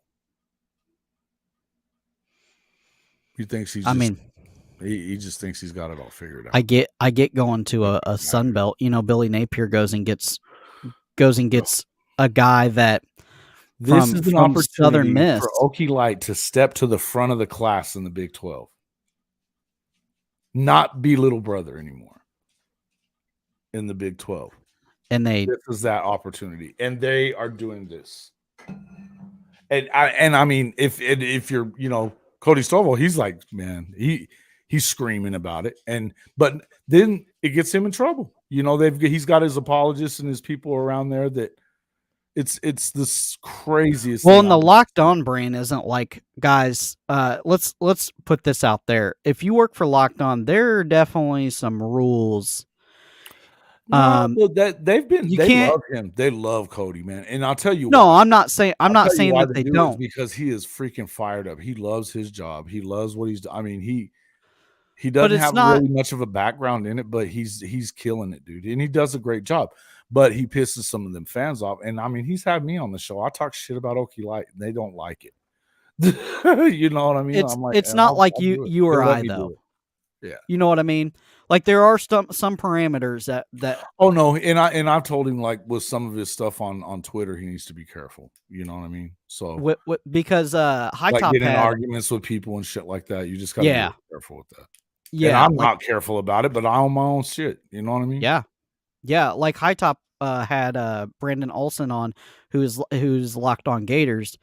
Mhm. And he was like, yeah, you know, there's some things I can't do. Obviously, I can't curse on my show. You know, there's things that when you Yeah. work for a media Cody's outlet like always that, like, daggone. yeah, That daggone thing. yeah. I'm like, So okie like. I'm like, you know, for guys just to get in perspective, it's not like coming on F is for Fanatics or going on a Hall of Fame where, you know, if you drop an F-bomb, it is try what not it to is. cuss too much, man. I'm trying not to. It depends on Yeah, what we're talking sometimes you're a about. little Sometimes fired it's up, God coming damn out. it, and Yeah, it sometimes comes it's out. coming out. Yeah. Hey man, I was in the military just like you, bro. It Yeah. just happens. Bro, I'm gonna do a live call-in show. So this is my idea. It's called Gators Vent Line. Yeah. After the game, I'm gonna have people call in. Those are tough. Those are tough. I'm gonna tell you. When Oklahoma was losing, and we had a live at the end of the season when they lost to Tech in that, and they came on fucking heated, and I started it right after the game. It was so stupid of me, and I spent the first 15 minutes like, you guys shut up and settle down. So maybe do it the day after. I mean, listen, I'm gonna do a Gators. You just have to be willing to. I'm not put it into perspective and shut them down. I mean, and you know, yeah. Well, I'm gonna do a Gators Vent Line, and I'm gonna do a Gators Win Line. And I've got a good audience, man. You know that, like Hank and those guys. Those dudes, they kind of police themselves pretty well. Boy, it can get rowdy though. Oh, bro. Oh, it's a hey, man. I think it's gonna be a hit. High Top's a trip. I love his show, man. He's a trip, but they. Yeah, but if you go if you go on there, started, you know, doesn't he? If you go on there talking some nonsense, and that's what you gotta do. You're like, we ain't having that. No, you're talking nonsense. But he I think the thing about him is nobody ever really gets butthurt on a show because he's laid back. He's chill about it. I mean, he's gonna talk shit too.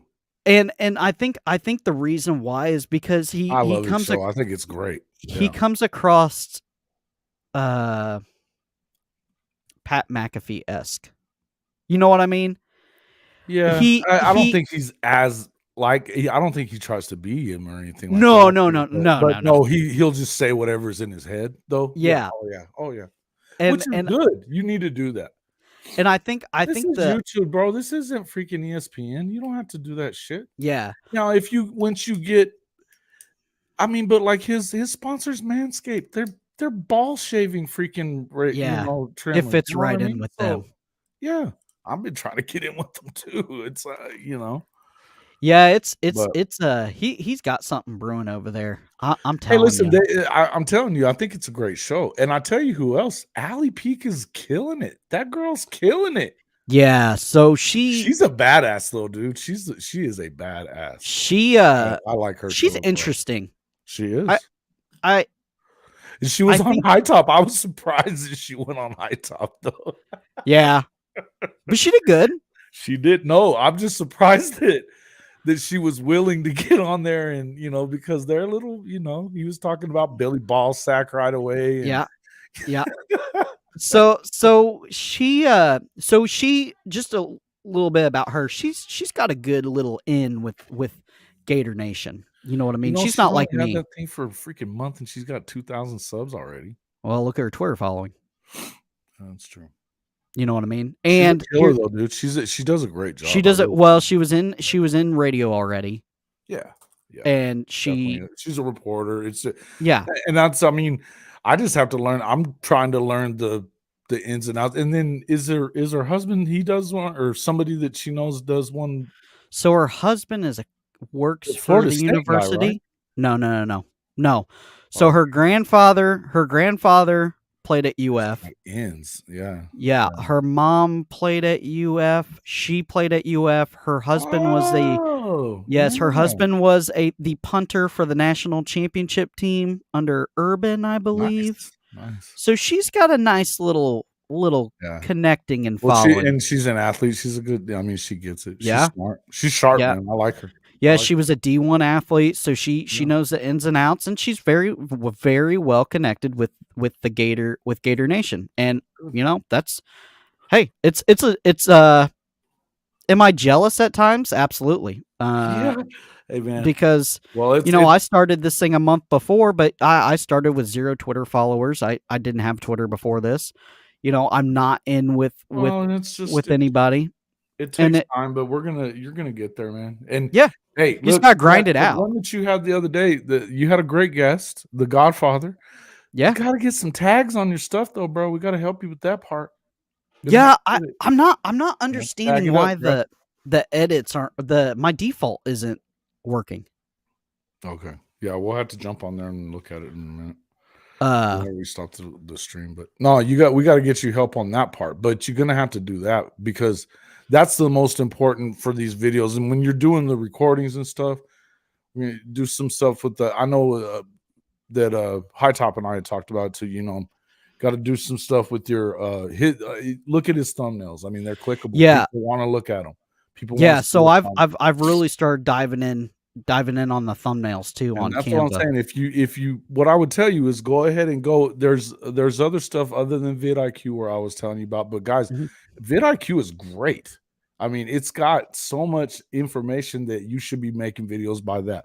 And you guys anybody could check it out. But it's seriously, the first thing they'll tell you is you need to do your thumbnail and all that stuff before you do a video. That way you kind of stay on track with it, ahead of it, which is hard, guys. When a commitment pops, you just want to hop right on and be the first one.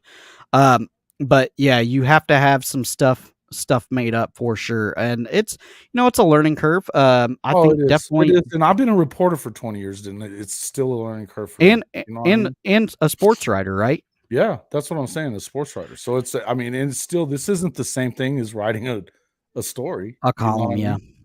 No, it's not the same thing. Do you like it better? Yeah, I still write though. I mean, I'm working on my website right now, so I'm still writing on that. But that's just some of the stuff. I mean, I think that the more we all kind of work together, and I've been working. I did a show with Jay yesterday. I've been doing stuff with Ty. I love Ty. I love Ty too, and that guy has blown up. I mean, but I mean, it's all consistency, and you're doing that part well. So just continue doing that, and like that's what I would tell you. And it's the same thing your guy said the other day.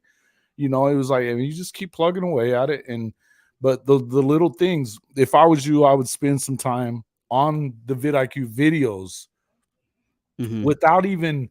I mean, the non-paid stuff. I mean, they have videos all day long that they're going to give you some good information. And so I would look at that stuff and just you just got to keep getting little tips from people here and there.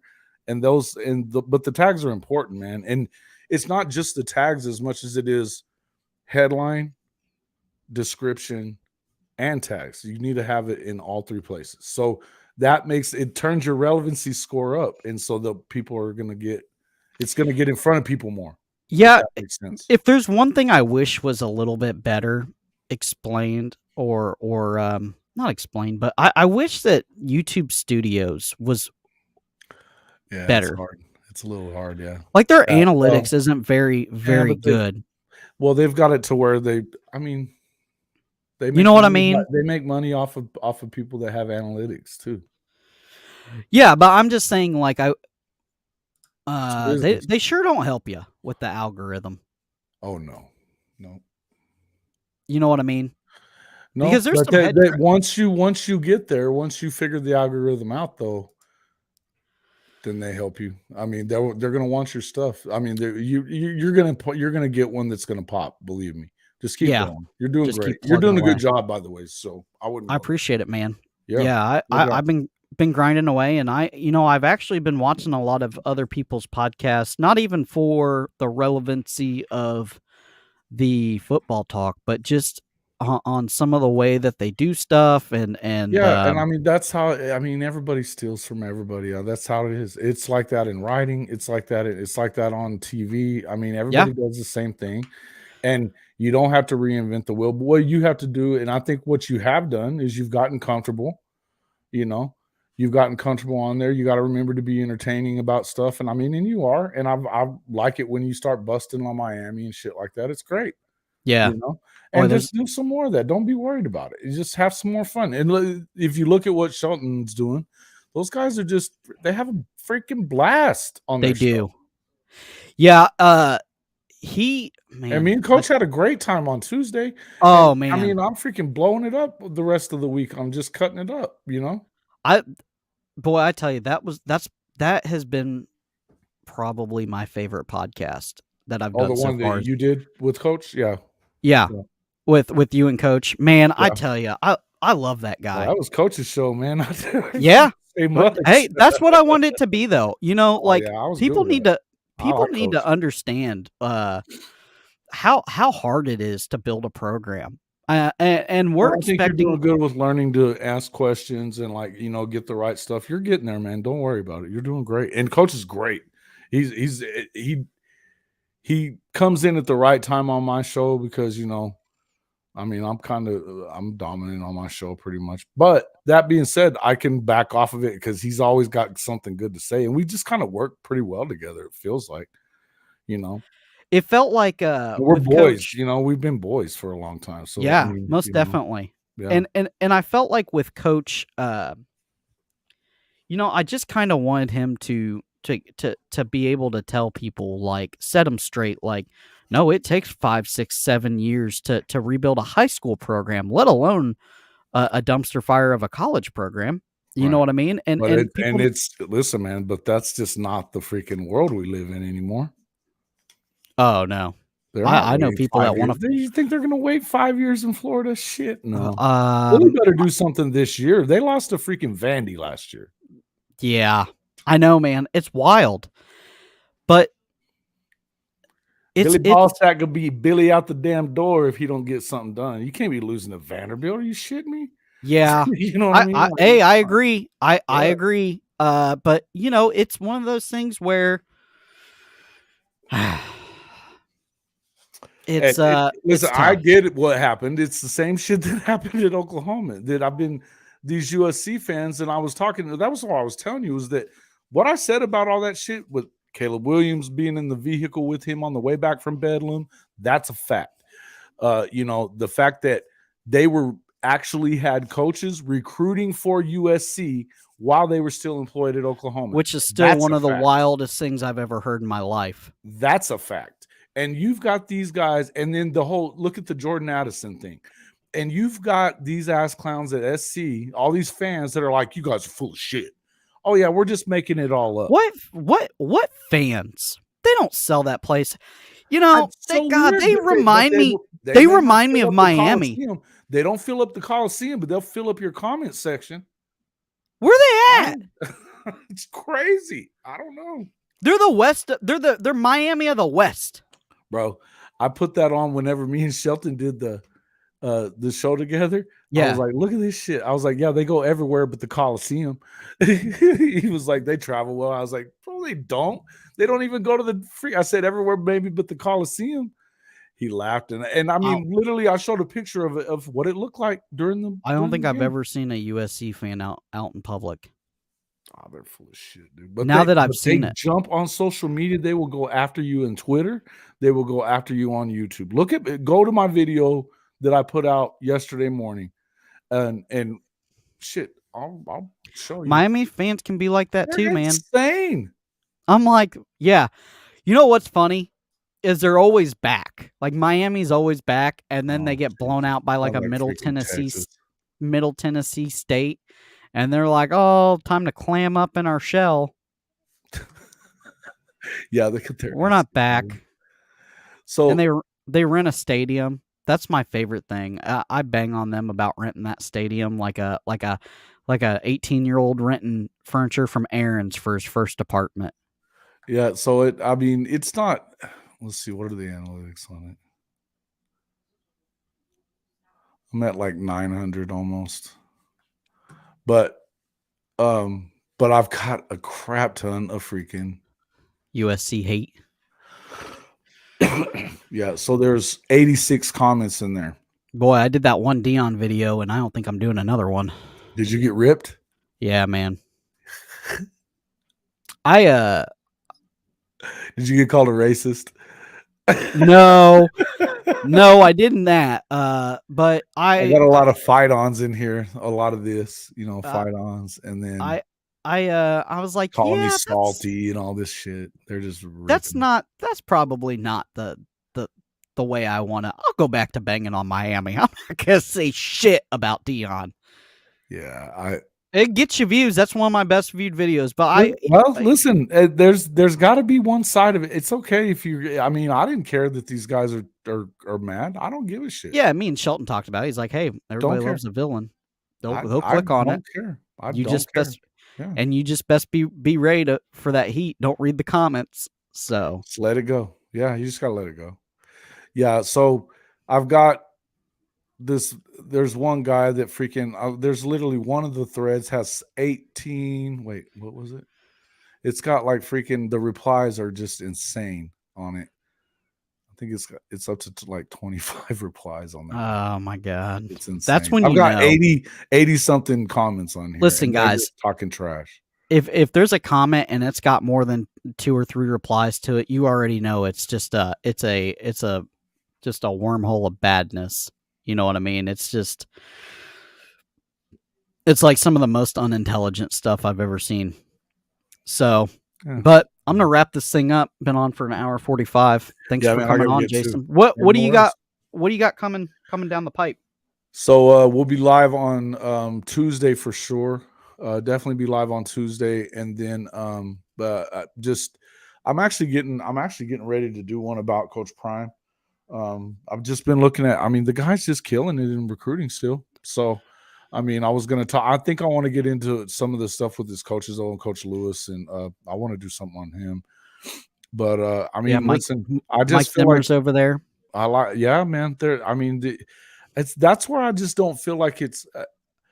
I mean, I know a lot of people think it's a joke, and a lot of people think that he's got something to prove. Yeah, I guess he does. Everybody does, but it's like Coach said, everybody's got something to prove. Hell, Saban's got something to prove. He didn't get to the playoff last year. He's got something to prove this year. Everybody's got something to prove. I'm telling you though that if he doesn't do anything over there, it's not going to look good. But he's already in the freaking. I mean, he's in on a bunch of guys that are freaking top 20. He's going to have a top 20 recruiting class. They haven't had a top 20 recruiting class in 20 years. It just doesn't happen. He brought the first 5-star player in 15 years to the school. So you think it works out? I do think it works out. It's not because, listen, he knows what he does. He knows enough to know what he doesn't know. He doesn't have to be the best X's and O's guy. He's good at motivation. They listen to him. And he brought in real coaches, real deal coaches that have been professionals. I mean, and here's the other thing that I've said, Cody, he has not freaking changed his line. It's the same. It's been the same. He's been talking like this since he was a player. This is not fake. Yeah, I know people love it. I mean, some people just don't like because he's brash and loud. But I get it, and I understand what you're talking about. What I would tell you is, what has he ever failed at? Nothing. So I guess he's just easily hateable. Listen, man, a lot of people are because he is talks about. Yeah, I hate Lane Train. I can't stand. I think Lane Train is I don't hate Lane either, but. I think he is the makes me laugh a lot. Greatest salesman ever. That guy could sell ice to an igloo. He's quick with the needle. He likes to egg shit on. I mean, the whole thing where he was egging on Saban and Jimbo last year. I just didn't like the Auburn thing. And I get it's business, but you go out and lose to Mississippi State. And then you turn around and you essentially. Well, no, it was before that. He turned the Auburn job. Well, he got freaking kind of backed into a corner on that. That was that reporter screwed him out of that job. He was going to take it. You think? Oh yeah. Oh yeah. He was taking that job. I kind of felt like I think it got announced early. It was before the Egg Bowl, so he had to freaking he got backed into a corner right there. I mean, he had to freaking go in and tell his kids it wasn't true, or else knew he was going to lose the Egg Bowl. So it was. He still did, but it's. I think, and then he gets a big contract. I felt so. You think he was actually interested in Auburn? Oh yeah, I think so. See, I took it as. Here's the thing, though. One thing I would tell you is that it maybe not, because. Well, that's the worst job in the SEC. He's in line. If he thinks he's in line for the Alabama job, he can't take the Auburn job. Oh no! He's not in line for the Alabama job. He's not? No. Why? Dabo's going to take that. I think Dabo's going to take that too. But I think that all things being equal, if he ever thought he was going to get an opportunity, that it would be. Yeah, I think Dabo takes the job too. It's either going to be one of. They are not going to get out of that deal in the ACC. It's either one of two people. And I think there's so it's either Dabo's going to take it. One of three people. It's going to be Dabo, an inside hire, or an inside hire. Like who? But he is an inside hire. That's the point. Saban's got somebody. I think it would be. Well, it could be like a Sark or him, is what I'm saying. I think it would be either one of them. I think. I don't know. I don't know that if Billy Napier turns, it's going to win. If Billy Napier turns around Florida, I could see that too. I could see Billy doing it if he turns around Florida, though, and that's a tough if. Yeah, and Florida fans, you can say I'm cuckoo cachoo, but I'm going to tell you this: Saban, Napier, and Kirby Smart are the three amigos of the SEC. They're very close. They talk all the time, and I'll tell you why. Because Napier sent our DC to Kirby Smart, and he said, "Kirby, I got a young guy. I really like him. I'm going to send him to you. Teach him your ways defensively." Mm-hmm. Yeah. And he sent him there for a year. Kirby took him, sent him there for a year, and look, and it's all the long game. He was the offensive coordinator for Saban too. Wide receiver coach, yeah, he's a wide receiver coach, and it's one of those things that and then he became OC somewhere else, and then got the head coaching job. Yeah, yep. And I'm going to tell you this: those guys aren't thinking 2 and 3 years. Those guys are playing the long game. Billy Napier's been playing the long game since Louisiana. He could have took the Auburn job 2 years ago. Yeah, you don't want that. They were begging him to go. Brian Harsin was the stupidest move he ever made, was to take and then he could have took there was another job. He should have waited. If he waited one more year, he would have got Texas. Brian Harsin would have. They loved him. Yeah. And so Billy Napier is playing the long game. Kirby Smart is obviously playing the long game, and Saban we know is playing the long game. And I think that if Billy Napier can turn it around, I think if they give him time, he will. Are they going to be good enough this year? What are they going to look like this year? What do you think? No orange and blue glasses on. I think that it is a substantial upgrade from last year. Right. Substantial. Now, we know that's not always in win-losses. They're going to be short of athletes, though. I mean, yeah, so they should win something, right? The trio of wide receivers we have coming in is absolutely insane. True. Also, hold on real fast. Go check on the dog. Sorry. Also, the defense is going to be better. I think it's hard to say, it's an 8-win minimum because the schedule changes. Florida does not have a cupcake schedule like Georgia. I can tell you that. Yeah, Florida gets part of that for Georgia was they were supposed to play Oklahoma this year, and Oklahoma's schedule is the same, but it's not as bad as Georgia's. They're playing 3 FCS schools.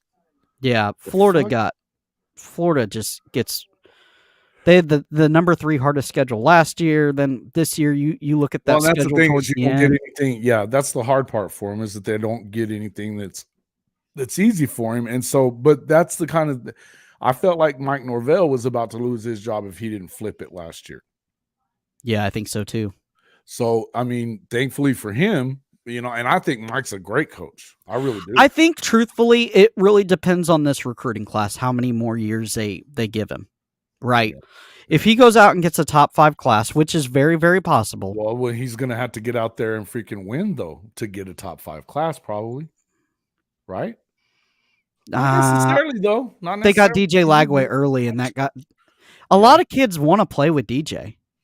Hey, man, he's a stud. And I was gonna ask you this earlier in the show, and then I forgot because I got ADD, and my memory's not as great as I get older. I do want to ask you this before we wrap it up. I find it kind of puzzling that all of a sudden Florida is kind of building a small pipeline into Texas. Well, here's the thing about Texas, though. I mean, Florida's there, but it's very competitive in Florida, right? Yes, and they're gonna get players from there. But like I was watching Allie earlier, and she was talking about that kid y'all are trying to get, and he's going to high school at FSU High School. Mm-hmm. The difference is, I think that the depth of talent in Texas is just deeper.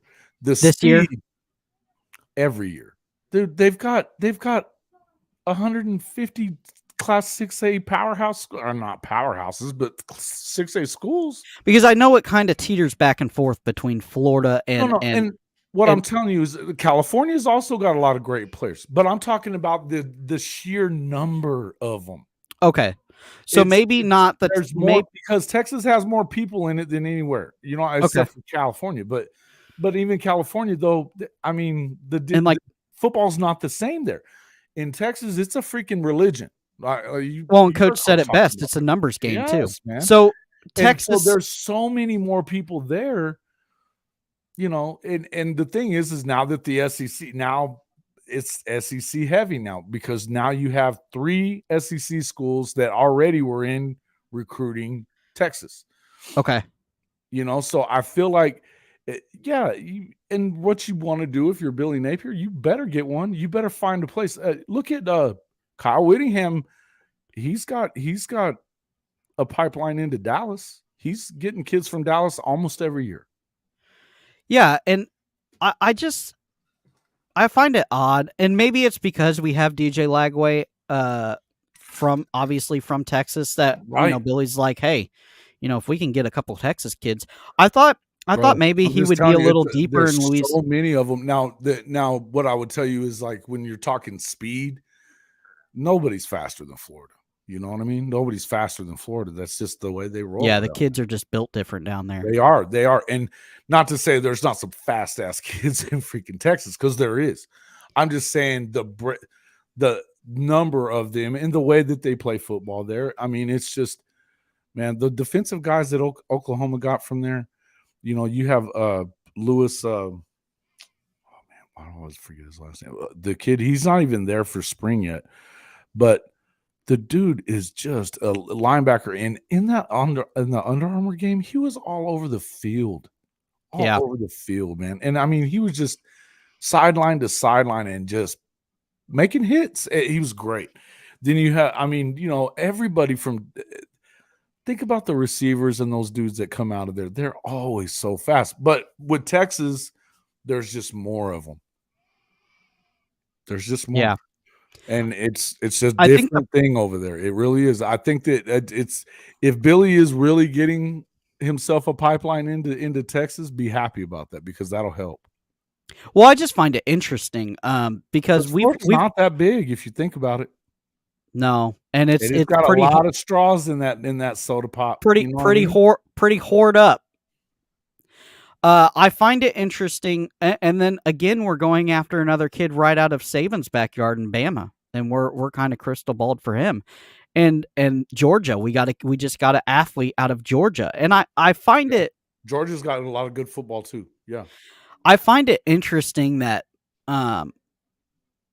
we kind of thought Louisiana with that we'd get a lot of players out of Louisiana, but doesn't seem to be panning out. But hey, if we can get a pipeline in Texas, I'm all for it. The crazy thing is that listen, I mean, Louisiana, they've got good players, but again, depth is not a thing there.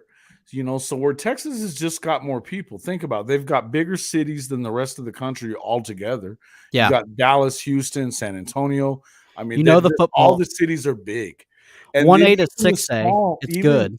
Hey, man, there's more of those 100,000 people cities, 200,000 people cities too, along with Houston and Dallas and Fort Worth. And you know what I mean? There's a lot of freaking people there. And even 2A football in Texas, there's always some guys. Yeah. Always. There's always some unbelievable players at every level. But I mean, they have more 6A schools than anyone. I ask you this, would you say it's as hoard up as Florida on recruiting? No, because Oklahoma, Texas, and for the most part, A&M have it locked up for the best players, pretty much. Oklahoma owns it. I mean, no. So why does Florida want to go in there? Well, because if you can shake it up and you can take some of those guys away from apparently the guys that you're about to be playing, if Allie's right and it's going to be Texas and Oklahoma on your schedule, don't you want to take some of those kids that they're going to get? Because we're over there trying to take them from you. Yeah. I see what you're saying. I mean, hey, I'm just saying, and that's the other thing. I tell you another. I can't believe that Coach Prime is going to be a problem for the SEC schools if they go to the Big 12. He's been living in Dallas. He's going to be a problem for Oklahoma, Texas, A&M, everybody. He's about to be a problem for everybody anyway. I was sweating him going to Southern Florida. Oh my God! Could you imagine Prime down there with all those athletes at South Florida? Yep. Close the doors. Yep. It's done for. He got a bunch of them from there anyway. After they fired Taggart, he went and got his best players. Yeah, I find it interesting though in the recruiting development of some of these pipelines, and I was thinking about maybe bringing you and Ty on a show and talk about kind of these pipeline schools. I got to reach out with him too. He's pretty busy all the time, but I want to get kind of deep in the weeds. Jump on with you. He likes to talk about stuff like that, especially. And he's good on it. And I mean, I could talk to you about. I mean, I got a little insight in it, but it's just the depth of it, and he knows that too. I mean, he lives in Denton, which is north of Dallas, but even there, that's where Geyer's at. That's where Jackson Arnold came from. That's where Peyton Bowen came from. I mean, and it's a small town. It's not super small, but it's small. It's like 100,000 people probably. It's just pretty interesting to me. Yeah. Kind of the philosophy, and then Billy Napier going into Alabama, which we've never done. And he gets a stud out of Alabama out of Saban's backyard, the D end. But think about it, man. He's been recruiting the SEC area for a long time. Well, but he didn't have the school prestige of being at obviously being at Louisiana. I'm aware, but I'm saying, so what did he do at Louisiana? He was able to grab some players that he probably shouldn't have gotten because of who he was, and he had worked for Saban. So you're going to get some kids that at least he's a Saban guy, so we're going to go there. It's kind of the same thing that's happening when you see a guy like he had. I know that it doesn't really matter but he had a 5-star already in tow. He's already pulled another one in Lagway. This guy he can recruit. He can recruit. And why is that? Every one of those, and Ty will tell you this, every freaking one of those guys at Alabama recruits their asses off. Some of them may not coach worth the shit, but they can recruit. Yeah. And Coach said that on the show the other night. I'd rather have guys that can recruit than coach. Yeah, because you can find the X's and O's. Yeah, we'll figure it out. If we got the Jimmys and the Joes, we're gonna win. Yeah. Coach Brown says, if those guys love you and they're willing to run peanut butter and jelly through a wall, the filet peanut butter and jelly through a wall. Yeah. Man, that guy, I love that guy sometimes. I'll just get on and watch some of his stuff. He's ate up out there. Who is it? Oh, Jason Brown. Oh yeah, he's a crazy son of a bitch, but he is so crazy. Yeah. I wish he would start coaching again. I just don't think he wants to jack with the kids anymore, man. I think he's making money, man. I think he's doing really well right now. He's got that whiskey line. He's got the cigars. Well, and he's been able to listen. He parlayed being a crazy bastard into money. Yeah. Big YouTube channel. He went way over the line on a few things, it seemed like. But I tell you what, there's not a kid that played for him that don't love him. Yeah. They fucking love his ass. They're still in his. I think that he's a crazy. They're in his chat. I know. On his lives, they're in his chat. I know it. But that's the thing you gotta have. And I tell you, he's watchable too because. Oh yeah, dude. You don't know what he's gonna say next. You don't, and boy, he'll call somebody out. Yeah, he will. And he don't give a shit. He'll call coaches out. He's like, he's a shit coach. Oh yeah. He was talking about. I watched him on. He was on Barstool with that dude I don't really like, but Brandon. Yeah. On Barstool Sports, and he was ripping into the Mississippi coaches and like something. He's like, you gotta have an in. You have to be from there, or you're not getting a fucking job there. And the JUCOs, Mississippi JUCO is different. Yeah. I believe that. Oh yeah. Did you watch the Last Chance U when they were at East Mississippi? It was fucking wild there too. I've watched unhealthily. I've probably watched the entire series 2 or 3 times. Yeah. Sometimes I just put it on just for background noise. And shit too at East Mississippi. That dude fighting the refs and shit. Billy, Coach Buddy. Yeah. What's his name? Yeah, was that his name? Yeah, the chubby dude, the big fat guy. Oh yeah, dude. And they always fighting with his coaches. I mean, same with this dude. He was always screaming at his coach. It's the heat, man. Jason was, yeah. I think there's something about that heat down there. Just does something make you fucking crazy. Yeah, I get it. that humidity and heat. I believe that. I believe. Yeah, I played ball. I was in Houston. I was in Houston at the start of the summer. This past summer, I wanted to kill myself. It sucked. I played with Brett Favre's nephew, and we had this young college coach, Coach Keene. I'll never forget him. And he was a kicker for Southern Mississippi. He kicked barefoot, and but dude, you talk about. Oh yeah, but you talk about wild, like some of the shit. We're talking like middle school ball, and some of the shit he would say to us. So what you gotta ask Coach next time. Ask him about kickers and pole vaulters, and hear what he has to say there. Yeah, I can't wait to get him on again. We gotta line that thing up. Let me know when he's free. So, all right, bud. I gotta run to the store. Yeah, I gotta get to. Let me know. Let me know if you wanna chit chat tomorrow or what have you, whatever, if you got some downtime. So yeah, I may do something tomorrow. So if you want to jump on with me, maybe we'll do that. Yeah, we'll change her up a little bit. Get on yours. That'll work. All right, bro. All right, Bubba. See you later. Bye. All right. All right, guys, we will see you later. This was essentially, it was the Jason and Cody show, live call-in. But I appreciate you guys watching. Go ahead, say hi one last time, whoever's watching. Hopefully, we get off the rails sometimes with the ADD, but I appreciate you guys. We will be back next Saturday. I got a couple things lined up. I'm hoping for a commit or 2 this week, so keep on the eye for that. Like, subscribe, push the stuff out on Twitter. We're trying to grow here, and I appreciate you guys. Comment below if you have some ideas. Shoot a comment in below. I'm always watching for that stuff. So we will see you later, guys. Appreciate you.